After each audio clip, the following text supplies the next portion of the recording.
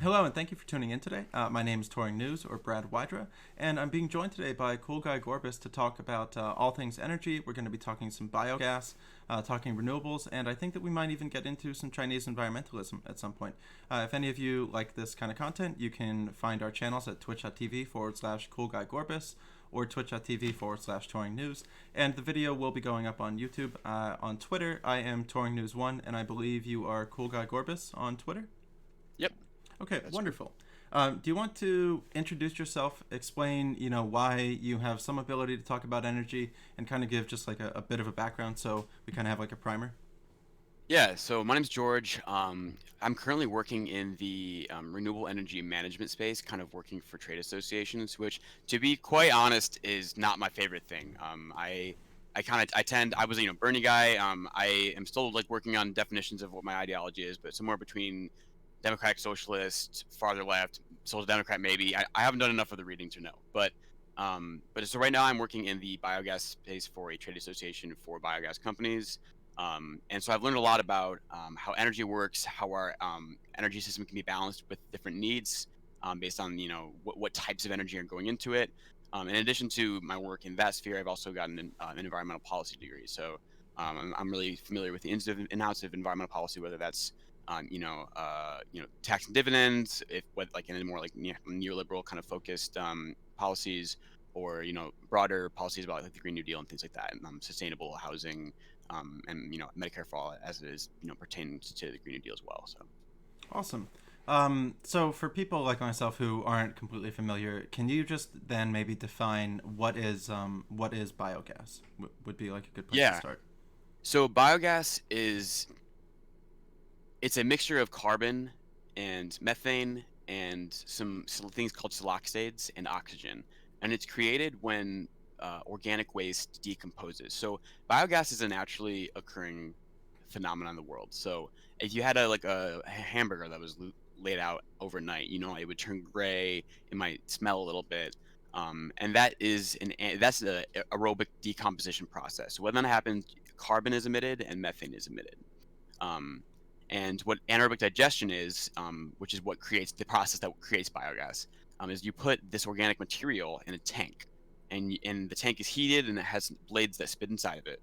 In addition, it has these microbes that are naturally occurring. So they're little bugs that eat up the organic waste molecules inside the tank, and then they they poop out this thing called digestate, which is a organic soil amendment, and then they burp out biogas. And so when they burp it out, that's a mixture that I described earlier, a little bit of carbon, some methane, oxygen, and these things called siloxanes that you actually have to clean out. And biogas can be burned to create energy. So it is combusted to create energy. You can also put it into fuel cells, which is a way you can get some, energy use out of it without combustion, which is really exciting. Um, but the thing about it is, when you say combustion of biogas to create energy, a lot of people have some fears about that, which I think are grounded, and that's a little bit of what I disagree with some of the people at my work with. Combustion, there's localized pollution from that, but if you look at the life cycle analysis of that process, all of the carbon that is created, or excuse me, all the carbon that is emitted when you combust it, comes from a closed loop carbon process of carbon that's already in the atmosphere. So if you think about it, organic waste comes from plants, even if even if humans are pooping it out, if cows are pooping it out, or we're throwing food waste away. All of that is carbon that was very recently in the carbon cycle. It's not like you're pulling fossil fuel out from the ground that's been stored for millions of years and then putting that into the atmosphere. Um, so the benefits of that is that, first of all, there's methane reduction in benefits. So when you capture organic waste from farming operations, naturally that would emit methane, based on how large farms do their farming practices. Wouldn't happen on small farms as much, but given that we have large farms, it's good to capture some of that. And then when you burn it, it creates CO2 instead of methane in the cycle, which is um, it's basically, there's some differences between how methane works in the global warming potential of methane compared to carbon. It's stronger, but on a shorter time period. So I don't know if you're familiar with that. So Yeah, I think I've heard that what it's like 78 times like worse than carbon, but it does like go away quicker or something like this potentially. yeah, so it's like it dissipates back into carbon in the atmosphere over 20 years. But yeah, it's about 78 times stronger in that 20-year period. Um, All right. so We were just rated, so if anybody is watching on YouTube and you wondered what was that whole thing going on, when you live broadcast on Twitch, one of the nice things is people can rate your channel and they can bring some people over. So thank you very much for that. I am going to turn the alerts off. That way we won't have any kind of little like interruptions. I do appreciate it. Okay, so you mentioned, let's talk about like, the CAFOs, the large farms. So yeah. let's say that I am a farmer. Let's say that I have 1,500 cows. What would be can you walk me through like the technology and the mechanism of how you're going to be able to extract the methane? I think that this is what you'd be wanting to try to get. So what would be some of the ways that you'd go about that? Yeah, that's the different farms do it lots of different ways. I mean, you could just like shovel poop into a corner and then have like a truck take that to the digester. There's also some farms that have systems where this is where I mean, I'm also aspiring vegan, but I am vegetarian. And so I'm I get a lot of friction morally with this, and I'm actually looking for more work at this point. But like when you have a lot of animals in one small confined area, you can actually have like conveyor belt systems that take their poop to the like to one spot of the facility, and then you can take it to your anaerobic digester as well from there. And a lot of places too, they store cow manure in these things called legumes, which is where it's like basically like a pit in the ground with like a with some shit over it. I don't know if it's like a tarp or if it's more air sealed than that. Um, Is this going to impact fertilizer at all? Like rather than using the manure for fertilizer, like where? Because I know that seems to be that there's going to be a market for one of the two. So yeah. is there a larger market at the moment right now to use it for fertilizer than there is to convert it into energy generation? So the thing with anaerobic digestion is you actually get in the process, when the bugs they burp out biogas, but they actually poop out this organic fertilizer amendment. So if you had a small farming practice, you could spread manure over the fields and fertilize it. But the problem is that these big farms they have way too much poop to make that a viable option because they'll have runoffs of different nutrients that are in excess if they put all of that manure on the fields. So when they anaerobically digest, the manure it removes the smell from it. It removes some of the nutrients that you don't want, and it leaves digestate, which you can actually land apply to other fields, other places, and you can ship it and it doesn't smell. And the good thing about digestate, basically, there's a kind of a duel here between not really like cow manure as fertilizer, but digestate versus organic. It's like synthesized, like created, manufactured fertilizers. So these synthetic fertilizers have a lot more carbon that goes into the manufacturing of them. So what the anaerobic digestion business community is trying to do right now is take manure that you wouldn't be able to apply to fields because it has too much of it and it might smell bad, and digest it to make digestate. It's a little bit tongue twister. But then use that on fields. And the reason that's good is because synthetic fertilizers, because they are synthetic, plants don't absorb them as readily. And so you have to put them on at very specific times of the year, or else you have more runoff damage. But digestate, because it's an organic compound, plants take it up really, really quickly. Because that, there's less time where it's sitting on the field and not doing anything, and where rain could wash it away and things like that. So there's an environmental justice component to digesting that is actually like the water quality and the quality of the runoff, excuse me, like reducing runoff from farms as a result of the fertilizer you use. Yeah, when I was in Iowa, they were having I think Iowa spends more money on water filtration and water purification and water management because of all the pig farms that they have, that they've horribly polluted their water systems. So it is interesting that you bring that point up. Okay, so we got through a little bit of the cow part. I am more interested in kind of like, I was watching a video from CNBC on gasification. And this kind of seems to be where, let's say that I own a landfill and everybody brings their waste to me. Somehow there's going to be a way that rather than just allowing the material to decompose and the methane to go up into the atmosphere, there's potentially going to be a way that you can capture kind of like what is decomposing. Now, the video that I was watching, it seemed to say that with some of the gasification places, they are developing other types of syn fuels or chemicals, not only ones that could be burned. So have you heard anything about like making chemicals that could be used in like pharmaceuticals or other applications in addition to gasification providing something for energy? I've heard of that, but I haven't done a lot of exploration in that. It's kind of a little bit outside of the purview of what my job has been. But like I go to conferences with biogas and bioenergy folks, and then there are like syngas and gasification people there. And then I ask them about the technology, and it's way over my head in terms of the engineering. And so I don't really, to be honest, understand that part of the energy landscape as much as I would like kind of like pure biogas from farms and organic waste. Okay. Um, and I don't really know if I could endorse it or not because when you're creating new chemicals and adding them to the environment, that's I always get a little suspect about that. Yeah, I think that I think that they're chemicals that they would need to make the products anyway, and it's just Sure. you're kind of just like getting them through the gasification. So okay, Okay. this was so here was the big question then. So I was reading one of the articles, and it seemed that SoCal Gas was looking at using biogas to maybe replace like 30% of their liquid natural gas by the year like 2030 or 2035. And can you kind of can you explain at all why at the moment right now there needs to be something called like a peaker plant when you have like solar energy or wind farms? My understanding of this at the moment is there aren't enough large battery grid systems that you can store all of the energy that would be developed by the wind or the solar. So if you are going to, you can't really use a nuclear plant as a peaker plant because it takes about like 24 hours to get up and off the ground. However, natural gas, from what I've read, it takes about 15 to 30 minutes to get it fired up and going. So with all of this, can you kind of explain why? And you brought it up before, where the biogas is you're taking something that's already decomposing rather than digging something up out of the ground and kind of Right. adding into it. So, can you explain how you think it would be a good idea to shift using biogas at these peaker plants rather than natural gas, which we're currently using? Yeah.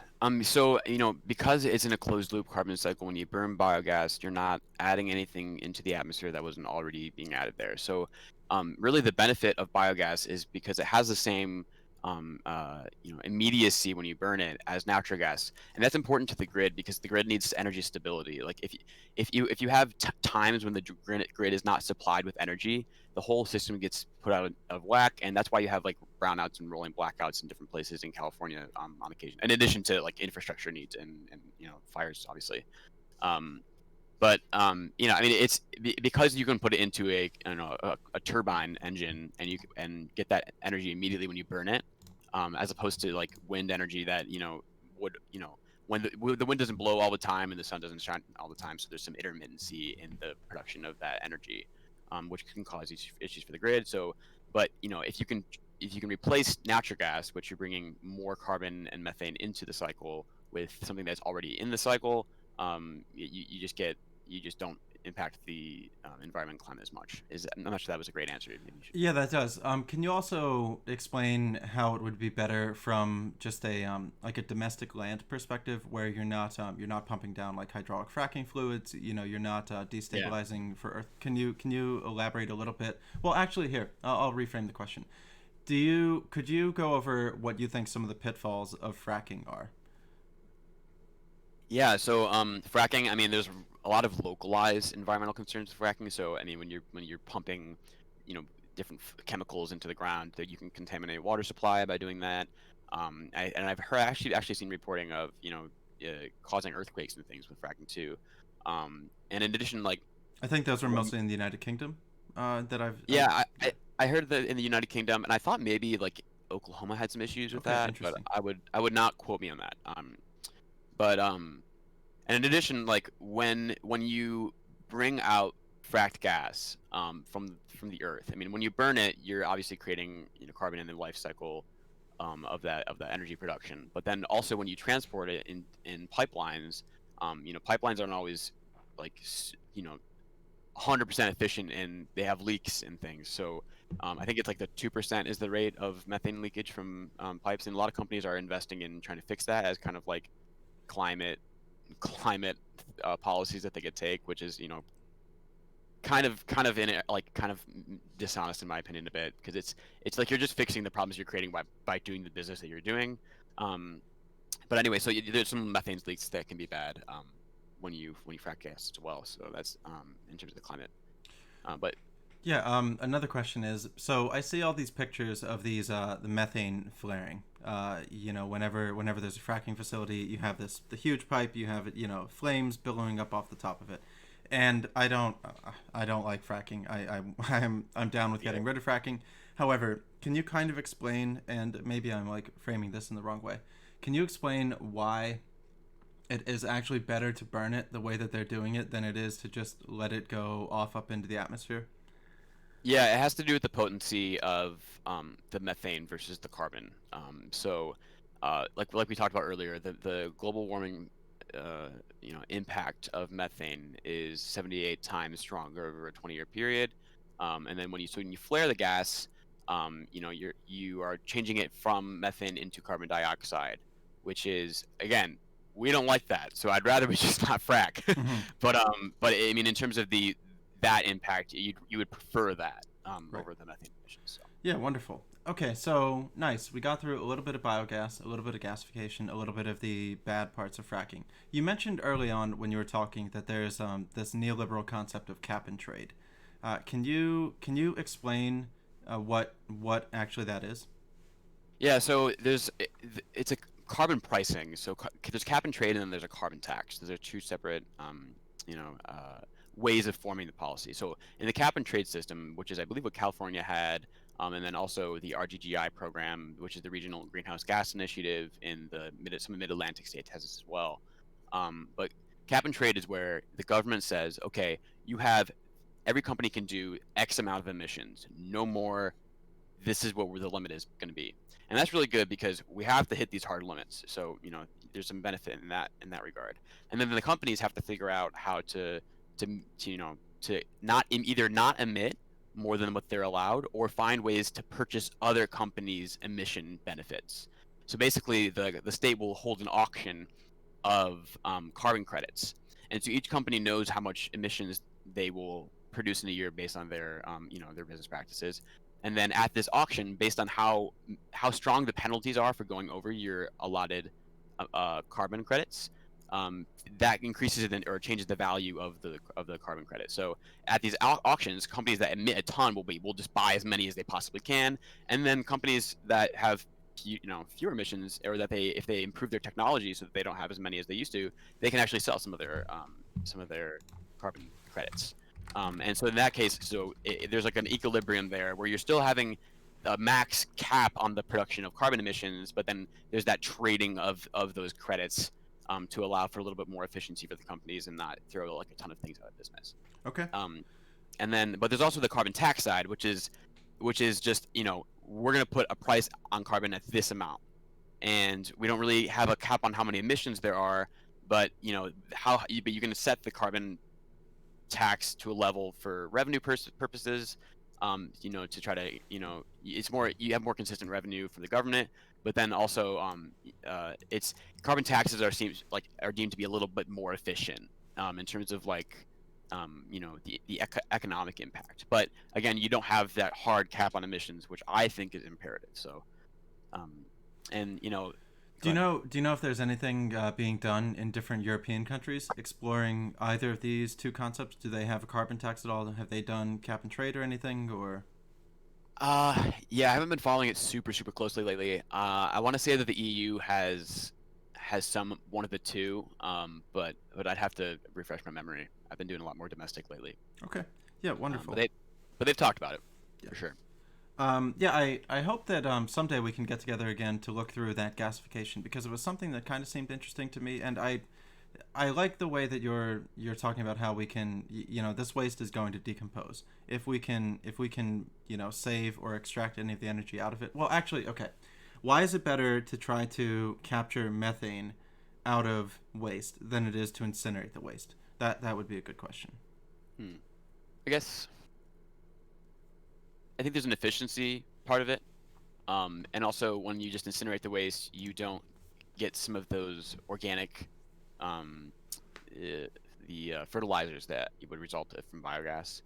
And also, just straight incinerating waste, it's harder to transport too. So, if you think, if you put waste into a digester and then you get biogas out of it, you actually can put it into a pipeline and move it around, or you can put it into a truck more easily and move it around. It's lighter, and things like that because you're taking a lot of the solid components out.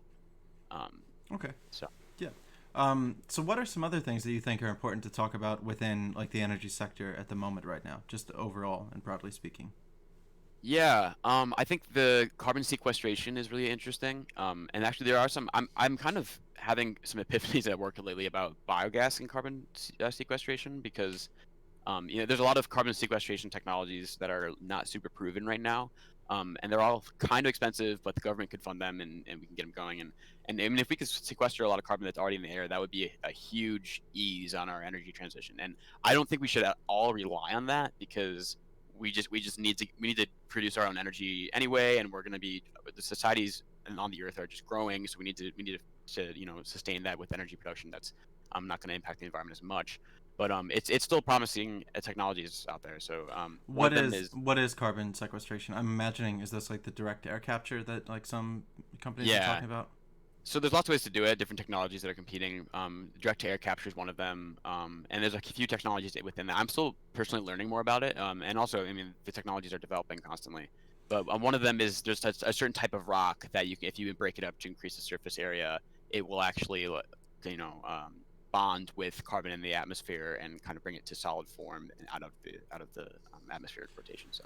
So what I've looked at from the direct air techniques is I don't understand how it could. I don't know how you can just like hoover up something and then you're going to get more out the back end of it. So I never really understood that part. However, what I will say for the potential of direct air capture or carbon sequestration is, to me it seems that it would make sense that if you have a coal burning facility or a natural gas burning facility, why not build the carbon sequestration technology onto like the smokestack or the scrubbers, and then Yeah. rather than so do you know of any companies that are actually trying to like develop their tech that they can go on existing coal burning plants or so forth, that way rather than just like you're throwing one up in the desert and you're hoping that you can be like the Hoover. So do you know anything about this at all? Yeah, I mean, I know that about scrubbers. I mean, obviously, I don't know how the rate at which direct air capture works. If you just put it in a place that had concentrated CO2, if it would be able to like keep up with how much CO2 is actually coming out, and I guess scrubbers maybe would be more suited for that, but I don't know for sure. I don't do a ton of research into this, and there's lots of different technologies, so I would be wary to really give much of an opinion. Okay. Um, but I mean, on the biogas side, one of the things that I've been thinking about a lot. So there's this fight in actually this is okay to answer your question about one thing we should talk about. There's this fight from about electrification of everything versus using natural gas and biogas in appliances and for industrial and manufacturing purposes, as a result of needing high amounts of heat. So kind of the argument that my boss has framed it for me that I kind of take with some incredulity there is that when we had to decarbonize the electric grid, we didn't say, oh, we're just going to throw out the electric grid. We put new renewable electricity into that grid and used it. And we're not still 100%, but he thinks that we should do the same thing with the natural gas grid. Um, so folks that have gas burning stoves at home, we should just replace that with renewable natural gas, and have that be more sustainable as opposed to just like electrifying everything, which will be in my boss's words like more costly, less effective, et cetera, et cetera. I really think that there's environmental justice considerations and cost considerations, and like synergy and efficiency within the system of a home, that electricity would be preferable to having natural gas in the home. So for first and foremost, like when you burn, hey, thanks for the follow-up, that was, but when you burn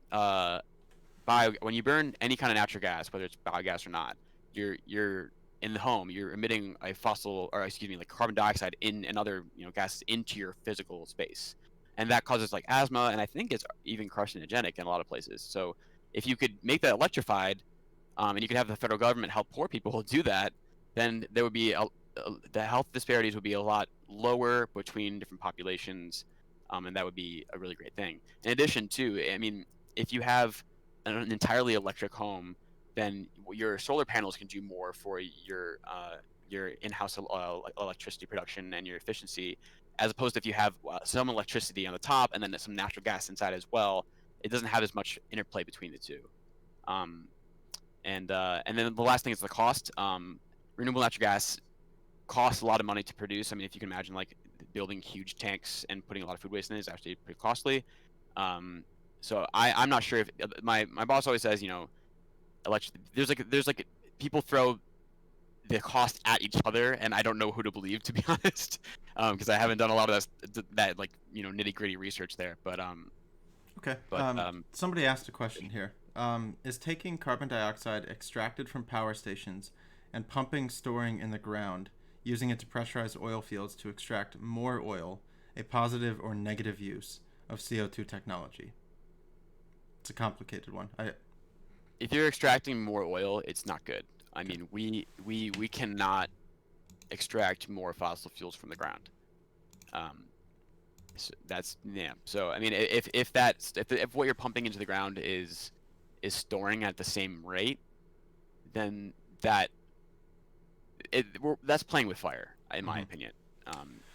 It could maybe be done. Yeah, so there was you were talking about like you know, solar energy a little bit, you know, photovoltaics and so forth. There's a person who isn't exactly well liked these days due to saying, you know, we can just coup whoever we want to.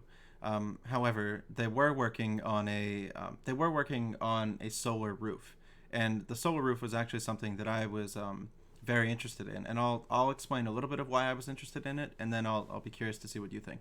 So to me, the old school way of doing solar panels is you shingle your roof, you know, you install your roof and all that kind of stuff, and then you bolt on solar panels on top of it, which to me it sounds that there are just like a few extra steps in the process. So this individual who's kind of working on the solar roof, I guess, wants to not use any shingles and just you know, put photovoltaics on the roof, and then have that be you know, you're saving the cost of having like the roof and then adding the solar panels onto it. So what do you think of this replacing our roofing style systems with just solar panels, and then you don't have to deal with like the shingles and the tar and everything else that goes into that? Yeah, I think that sounds great. It sounds more efficient, and if you can capture more sunlight, I mean, the more the merrier. The one question I would have is whether you know, there's this thing called weatherization of homes, which is essentially just seeing where heat escapes the home, where there's inefficiencies, which appliances are least efficient in your home. Is you actually can hire someone to come in your house and weatherize it. So I would want to see if you know, if you leak any more heat that way, that might be you know, a side effect that would be bad. But I don't know anything really about that Okay. currently. But it's an interesting idea for sure. Have you ever gone to Project Drawdown before? No, I have not. Okay. Well, actually, before we get to that, you mentioned you mentioned there was a rock that could potentially be crushed up, and then somehow with a chemical reaction, you know, it might absorb some carbon or so forth. Had you ever heard of olivine as one of these like stones at all? I have not. No. There's a company called ProjectVesta.org, and I talked to Professor Melko, who is a chemistry professor. I also talked to Rocket Sage, who's a geology professor, about this. Olivine appears to be one of the most abundant minerals in the Earth's crust. It can be like a byproduct of a lot of different mining operations, and I guess the theoretical concept of it is it's the green pebble, the green stone, and they want to take as much of it as they can and put it on the beaches around the equator, where there's like high impact warm water systems that crash upon the beaches, and via this process it creates is it a carbon silicate, I think, and then it drags back down into the ocean and it sinks down on the bottom, and it's an actual way to potentially sequester carbon. So when you had mentioned the thing about like the crushed rocks, it sounded like you were talking about one that just did it via, you know, like a mechanism without water, but the only one that I had heard of was you wanted to put it on high impact beaches around the equator that had you know, warm water crashing upon it all the time, and I didn't know if you had heard about this one at all. No, that sounds really promising too. I mean, I kind of have some philosophy around ecology where like it's always difficult for us to extract things and move them and have ecological systems remain in balance. But and from a pure climate and carbon perspective, that sounds really promising. I Hmm. mean, and I know that deep uh, ocean storage of carbon is one thing that a lot of people are looking at in terms of a really good way to store it. And oceans What is that, if they you want to explain? yeah, so basically, if it's because of the pressurized nature of the deep ocean water, when you put carbon on the bottom of the ocean, it is a lot more protected from being released back into the atmosphere, than if it were on the surface. So Would that potentially damage the the ecosystem down at the bottom, where like you're kind of hypercarbonating it, or? it could. I mean, these are all things we have to consider, and there's you know there's trade-offs in terms of our human well-being versus our natural well-being, and I, I don't know the actual direct impacts or not. We'd have to study it, and I'm sure those companies are looking to, or maybe they've.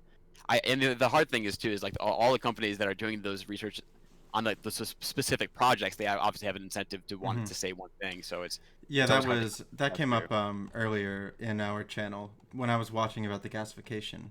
A person said I'm a little bit skeptical because of like tech solutions and business solutions to climate change, and as well as getting involved with military industrial complex and so forth. And it's so difficult to really understand the motives of a lot of different companies because, like you said, at the moment they're all trying to make a profit off of all of these technologies, and it makes it very difficult for, I'm sure, a person like yourself and a person like me, where we actually do just care and would like to see like cleaner water, cleaner air, a more sustainable living, lower CO2 emissions and so forth. Yet everything gets bastardized in the market economy, and it makes it very difficult to get research that we don't think has been like poisoned by profit, I would say. Um, Yeah. There's a Citizens for Balanced Energy Solutions group that does a lot of SoCal gases research and advocacy around RNG potential.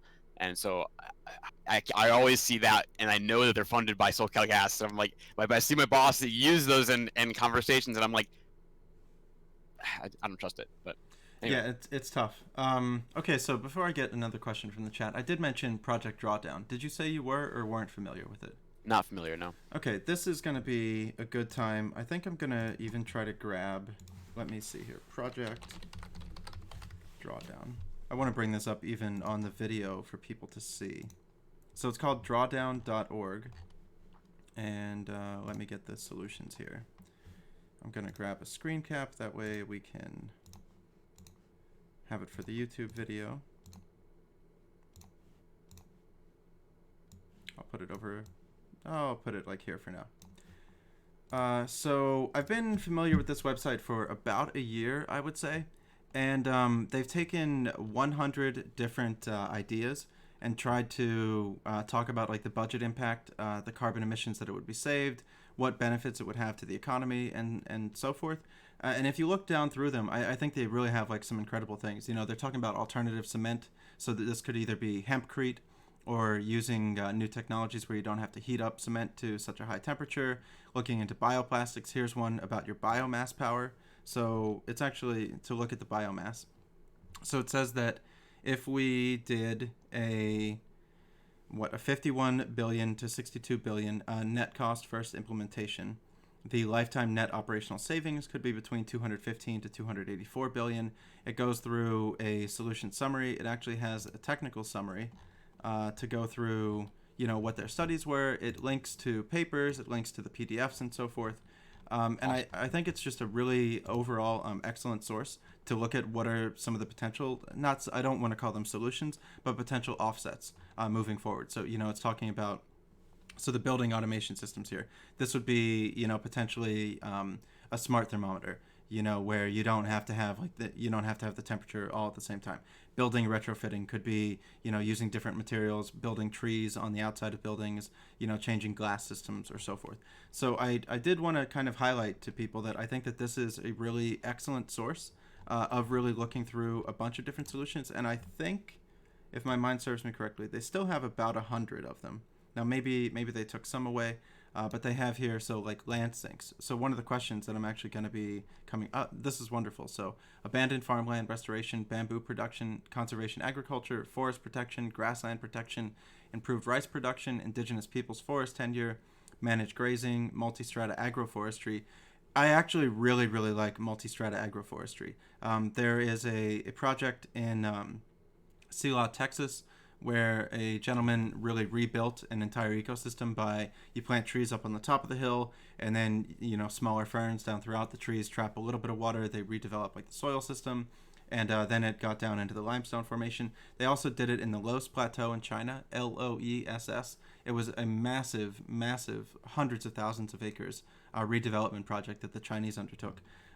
Peatland protection, perennial biomass production, and so forth. So I did want to kind of highlight this because I think it's a really useful website and tool that we can kind of like familiarize ourselves with.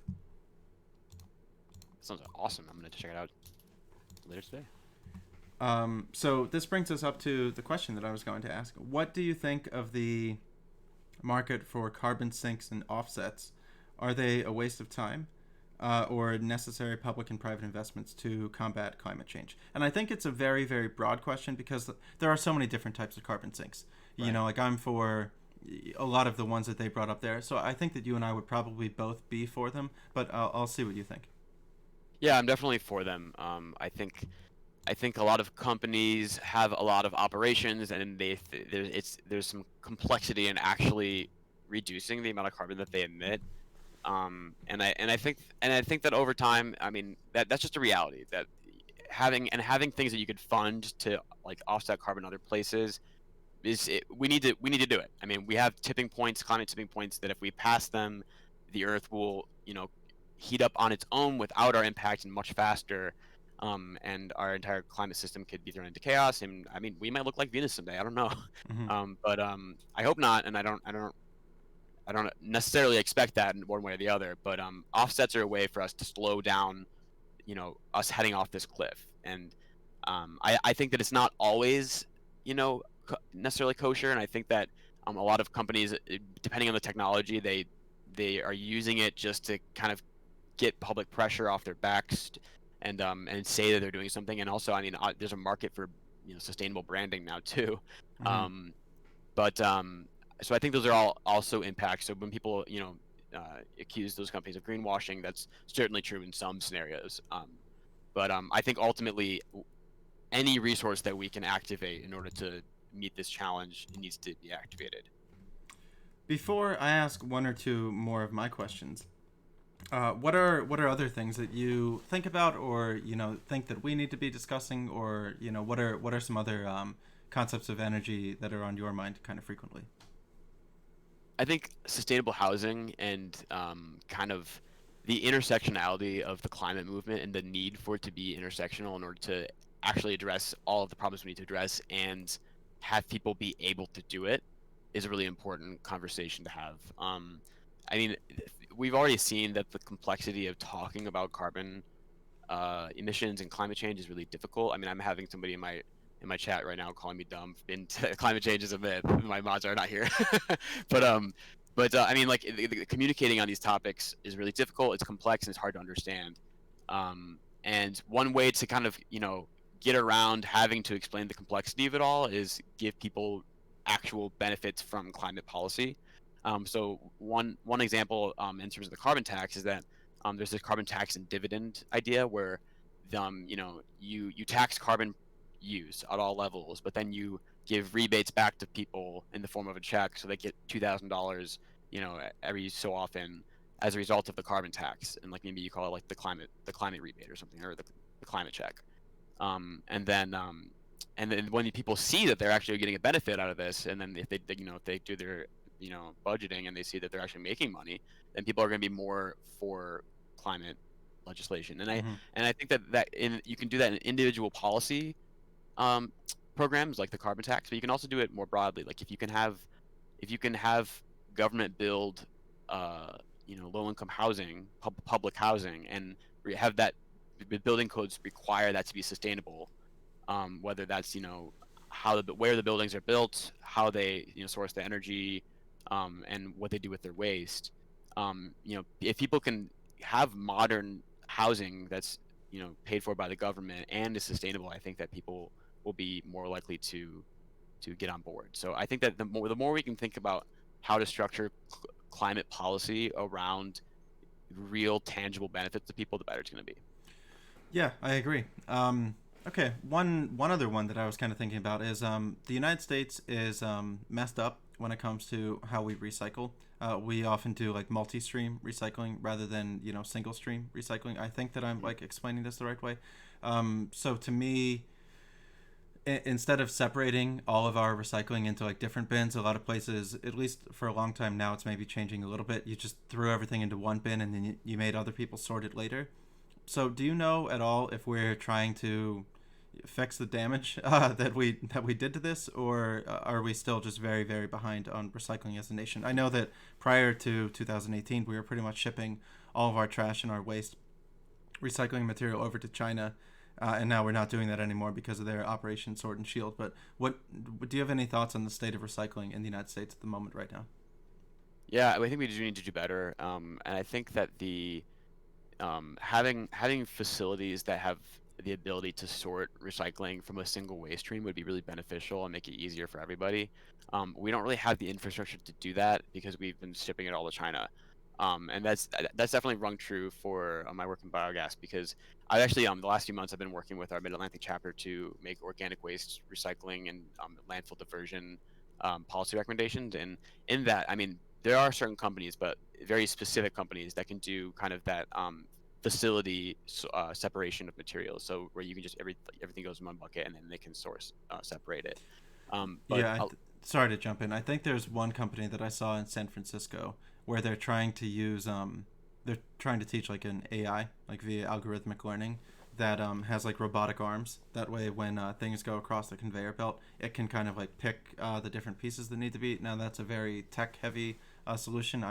I think that we should just be separating our recycling materials, but at the moment that seems to be one of the only bright spots that I saw in the way of trying to separate it. Sorry to cut you off. Go ahead.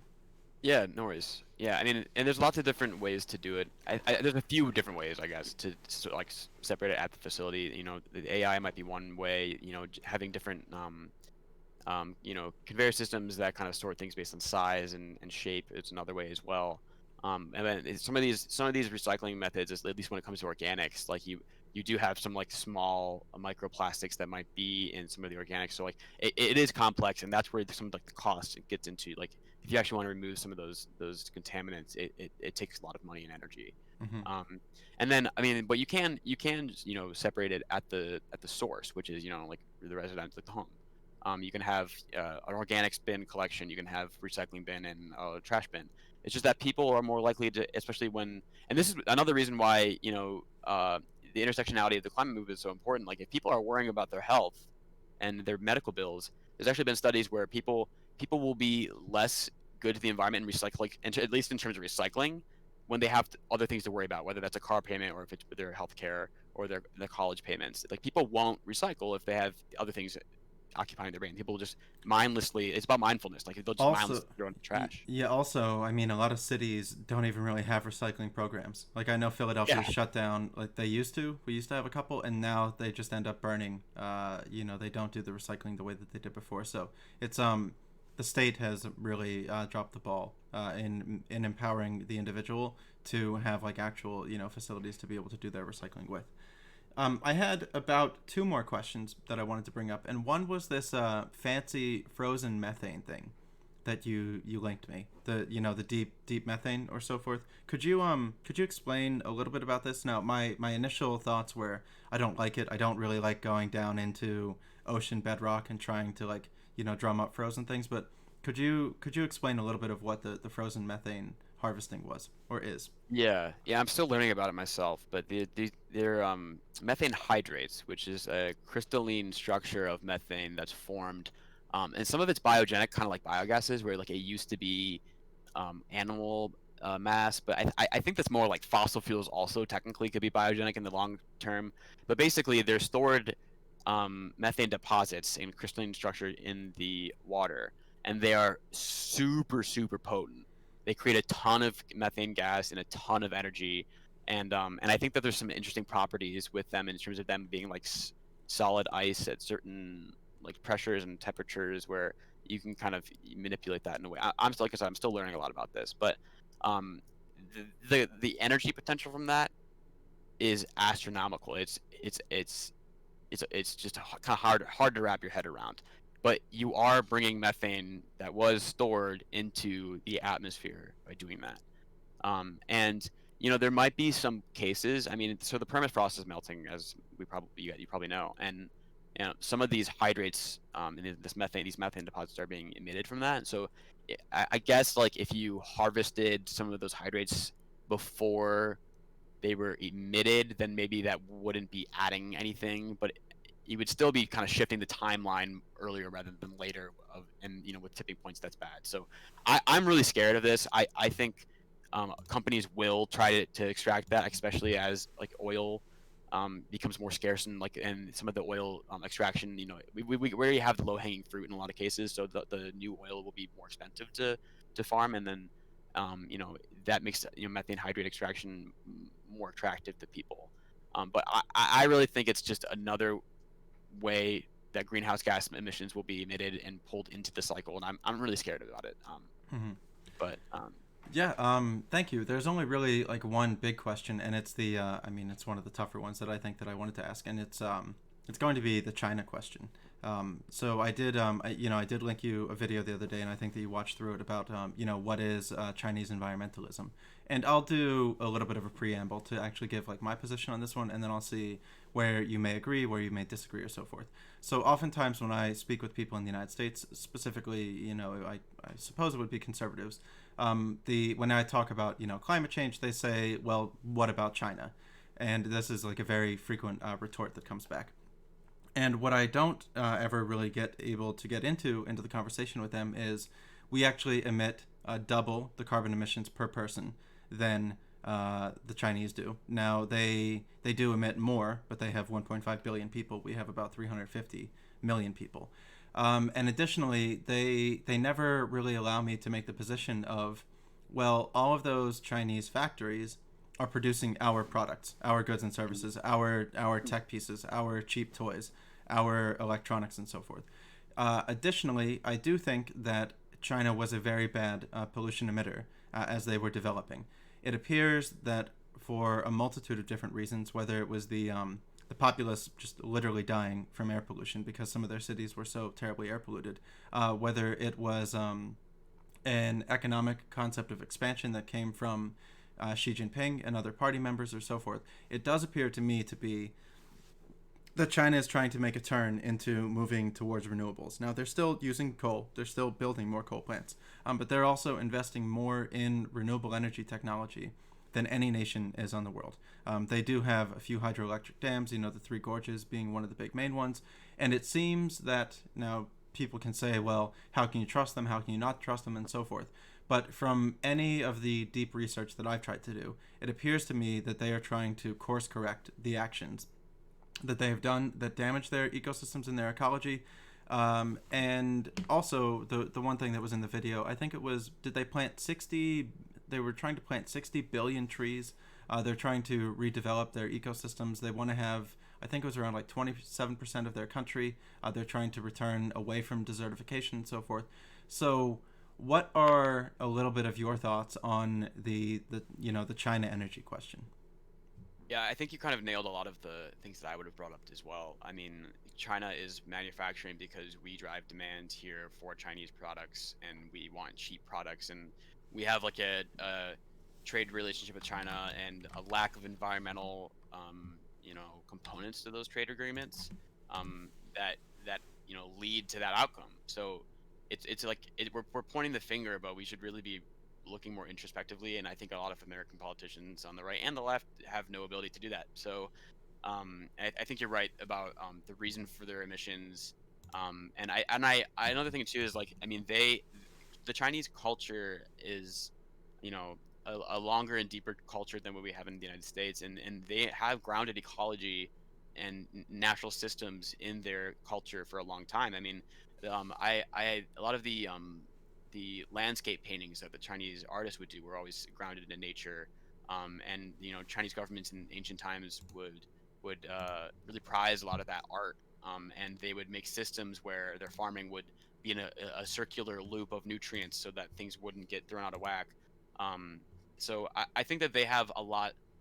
I do trust that they are actively trying to fix this problem, and I think that any reasonable government, and mostly any reasonable and cohesive government, which I think the Chinese have in a lot of ways, is going to look at the problem of climate change and understand that there's a rate of investment for investing in your ecology. Like, there is value in having forest, and it's not just like because their mindset is not capitalist.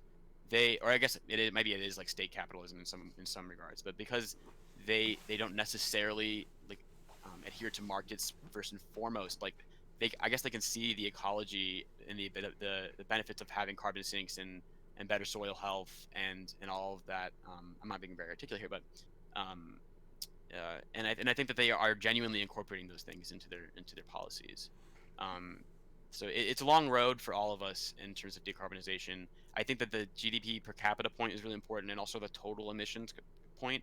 Like, if you look at the total emissions from each country over time, the United States is still number one, I believe. Yeah, there was also an interesting piece that was in an Oxfam study, and somebody tried to tell me that I was like misquoting the statistic. I really don't think that I am. I tried to read back through this a couple of times. The top 1% of the world by income or wealth produces double the amount of carbon emissions of the bottom 50%. And then this got translated into a Jacobin article about how, the climate war is a class war. And I mean, this does make sense. I mean, think about, a 32 bedroom house with like 11 bathrooms, heated pool, private jet, Maserati, so forth. So it does make sense to me that the wealthier and more affluent would be consuming a lot more energy than those who don't have the money to buy the energy. One or two final things here. So, Supreme Leader Don T opened up Minnesota to, copper mining and so forth. And now I think they're just opening up a couple 100,000 acres in Alaska to try to do some logging and mining operations and so forth.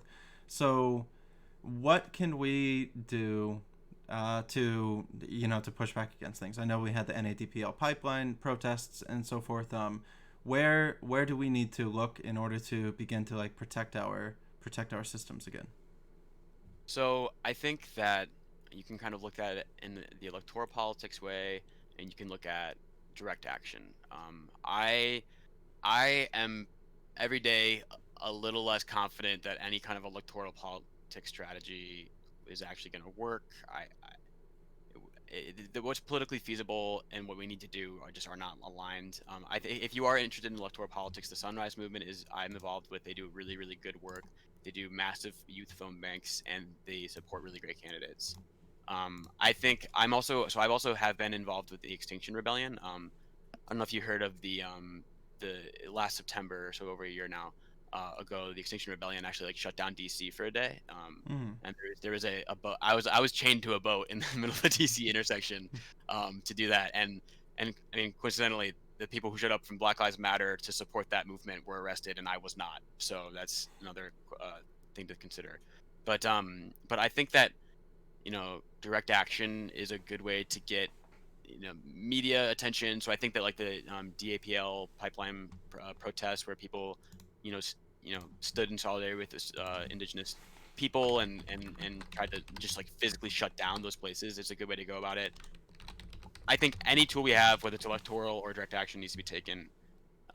And frankly, like, I mean, it's, things are gonna probably escalate from here. I mean, people have already kind of been trying to take those direct actions and nonviolent actions, and I would never encourage any kind of violence, and I'm not in support of that. But I think that might be ultimately where things are headed in some scenarios too. So Yeah, I was trying to look up. I think there's a climate protest group that began in Germany. And man, I really read a great Jacobin article about it. How like they they don't announce like where they're going to be going. They text people at a certain time. They go up there committed 100% to nonviolent protests and to like shutdowns. So they'll stand in front of machines. They'll try to like bog up the systems or so forth. And that in combination with Extinction Rebellion, I really do like the work, and the Sunrise Movement too, actually. Sunrise Movement, Extinction Rebellion. And can anybody help me think of this? This, it was a Jacobin article that I read about it. I have it bookmarked somewhere, but let me see if I can get this in my history real fast. Bookmarks, Jacobin. I think I found it. The climate movement must disrupt the normal routines by fossil capital, and they are called Onda Golanda. ENDA space GELANDE.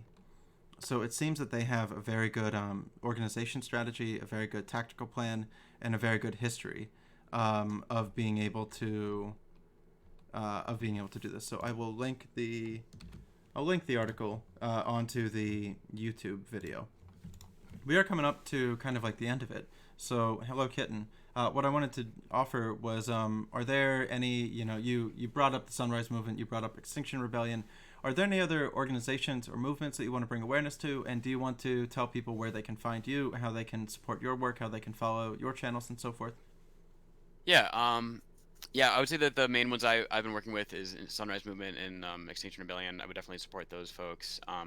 360 is another good one. And I think that the more you can just, try to, make your feeds and things representative of climate activists so you can stay informed is the best way to go about this stuff. That's how I learned a lot of what I know, is just by like making sure every feed that I see every day has climate news on it. So I would recommend that as well. In terms of my stream, I do environmental news reading streams on Sundays, like today. Usually I start between like 12 p.m. and 1 p.m. Eastern. And then I also I do video game streaming on Tuesdays, Thursdays, and Fridays at 7 Eastern time. So we play a lot of Fortnite, Fall Guys, Call of Duty, stuff like that. So if anybody's interested in that. Can you tell them what your stream is called and what your Twitter is called? Yeah, sure. So it's all CoolGuyGorbus. Across, on Twitter and on Twitch as well. And I also have a YouTube channel that's the same name, so CoolGuyGorbus. Okay, and I am Touring News, everybody. If you like this type of stuff, I've been trying to do more one-on-one conversations. This is now the third energy conversation that I've had in recent times. One was about energy grid systems, one was about nuclear energy, and then today it was, kind of focused around like biogas and different things in the movement. So you can find me on Twitter at Touring News 1. You can find me on Twitch at Touring News, and you can find me on YouTube at Touring News. If you like this kind of content, like, share, subscribe, do all that kind of stuff that you're supposed to. And I will see you sometime soon.